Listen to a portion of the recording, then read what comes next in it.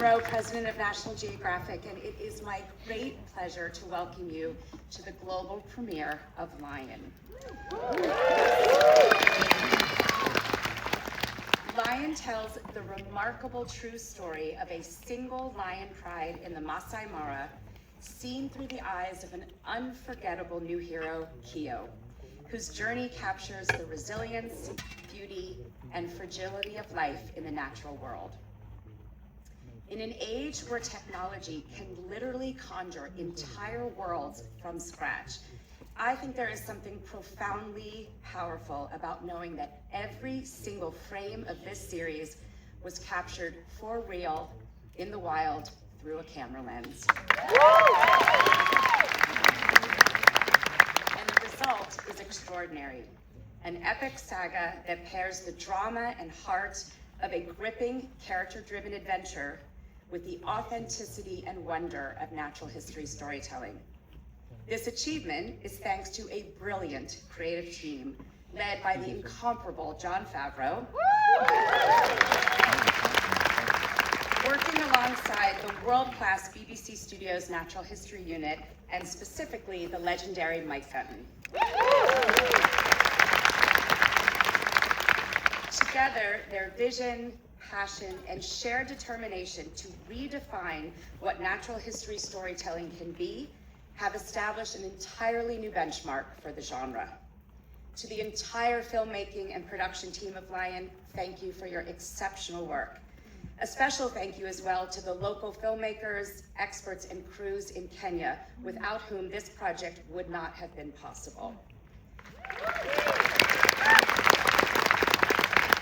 I also want to acknowledge my incredible creative team at National Geographic, particularly Tom McDonald and Janet Vissering, along with our best-in-class marketing and publicity teams. Thank you as well to Deborah O'Connell and Dana Walden for their tremendous support and leadership. I'm especially proud that this story extends beyond the screen, inspiring action to protect the very lions at the heart of it. Through its Protect the Pride campaign, the Walt Disney Company is supporting the conservation of lion populations all across Africa via collaboration with the Wildlife Conservation Network's Lion Recovery Fund, whose vision is to double the lion population across Africa by 2050. And to date, Disney has invested more than $5 million in this important work. Lion debuts tomorrow on National Geographic Channel and the following day on Disney Plus and Hulu. And tonight we are thrilled to share the first 2 episodes with you. But first, it is my incredible honor and pleasure to welcome to the stage Jon Favreau and Mike Gunton. Thank you all so much for coming.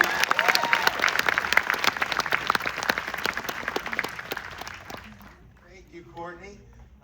This has been a fantastic experience. It's a very special project.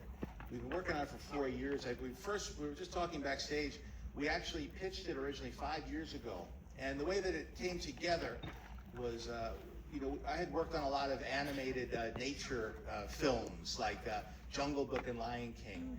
And one of the things you look for is reference for not just performances, but I was always impressed with the documentaries that Mike had done, Planet Earth, collaborating the BBC with Sir David Attenborough, how much emotion was presented and how fascinating and beautiful the camera work, the lighting was, and how human the animals felt, how relatable they were.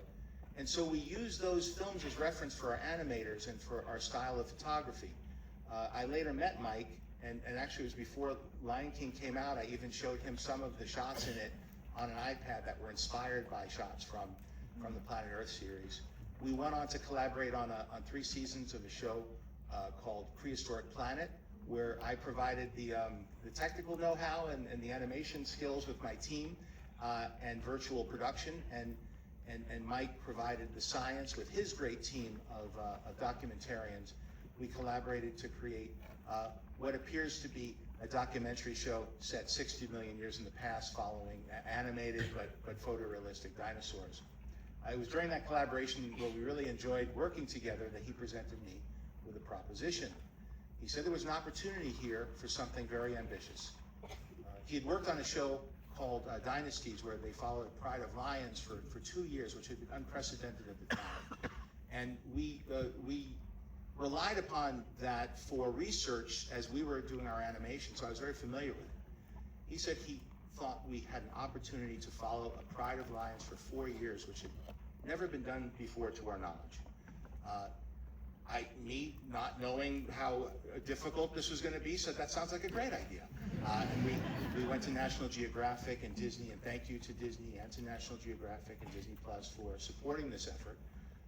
He assembled a dream team of a crew of, because there's a very small community of filmmakers that understand how to embed in the Masai Mara with the lion community, some of which, like Sophie here today, cinematographer.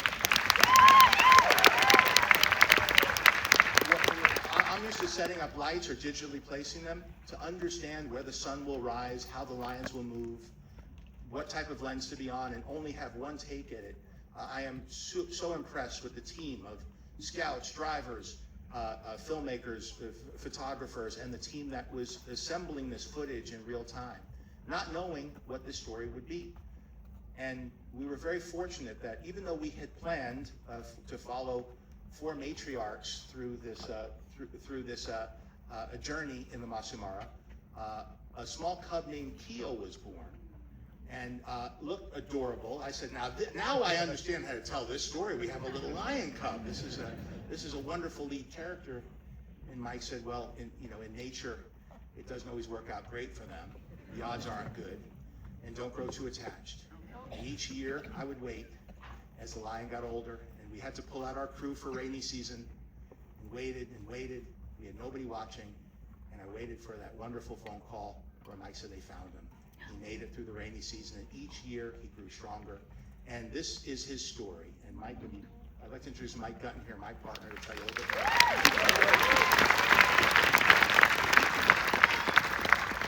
It's always tricky going third because everybody's said everything already, but I'll do my best. Thanks, John. Well, yes, 4 years. And that equates to 1,400 filming days. Now, those numbers don't tell the whole story. Don't tell the story what it felt like to be out there, because it was nerve-wracking. We didn't know what would happen, but as everybody said, we did have this extraordinary team. And that meant that we could capture and film this world from a perspective that I don't think anybody has ever done in a documentary before. And what we came away with, as Courtney has said, is the story of one tiny male cub called Keo. And this is a hero's journey that we were able to watch unfold in front of our eyes in real time. Now, nothing is guaranteed. Nothing is staged, but critically, everything you see is real. And luckily, nobody writes better scripts like Mother Nature. Now, none of this would have happened without National Geographic and Disney. So Courtney, Tom, Janet, thank you for believing in what was, for all of us, an absolute passion project. If you'll let me, I just want to recognize a few people that were critical to making what you're about to see.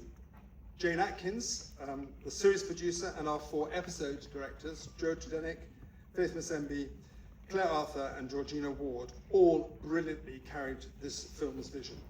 And with Simon, who is here, our co-executive producer and is our lion guru, they delivered this amazing coming-of-age story. Joining us, as you know, is Sophie Darlington, our director of photography, who spent much of those 4 years alongside Keo and his family, working with others. Anthony Njuguna's drone cinematography was an absolute breakthrough. Nobody's ever been able to do drone photography in this environment before, and it gave us a completely new perspective. And Mark McEwen, who did that amazing, you'll see this amazing tracking and aerial photography.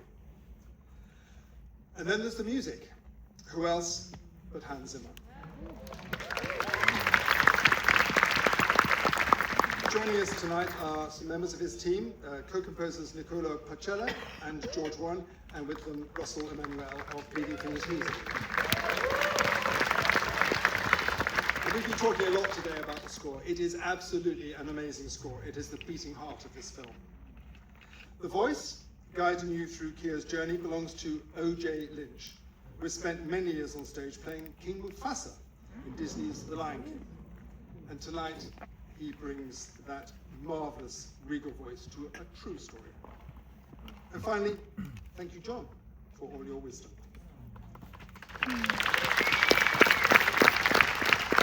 One pub, one family, one impossible journey to become king. We're so excited to share with you at last, Lion. Please enjoy.